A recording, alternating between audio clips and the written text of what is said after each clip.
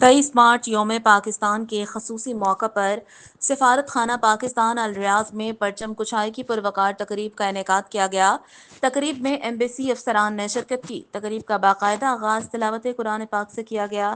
سفیر پاکستان احمد فاروق نے قومی ترانے کی دھن میں پرچم کشائی کی، جس کے بعد ایمبیسی افسران نے صدر پاکستان آصف علی زرداری اور وزیر اعظم پاکستان شہباز شریف کے پیغامات پڑھتے ہوئے کہا کہ آج تجدید عہد کا دن ہے۔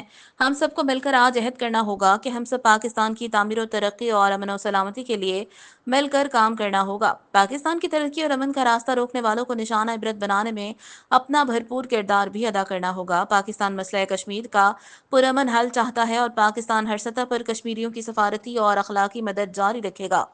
سفیر پاکستان نے تقریب سے خطاب کرتے ہوئے کہا کہ ہم سب سے اپنے ملک کے سفیر ہیں اور ہمارا فرض ہے ہم ملک کی بہتری کے لیے مل کر کام کریں۔ اس وقت پاکستان کو دہشت گردی جیسے بڑے چیلنجز جیسے مسائل کا سامنا ہے، مگر آج ہم سب کو اس لعنت کو ختم کرنے کے لیے عہد کرنا ہوگا۔ ہم سب کو ہر قسم کے اختلافات ختم کر کے پاکستان کے موجودہ مسائل کو حل کروانے میں اپنا کردار ادا کرنا ہوگا۔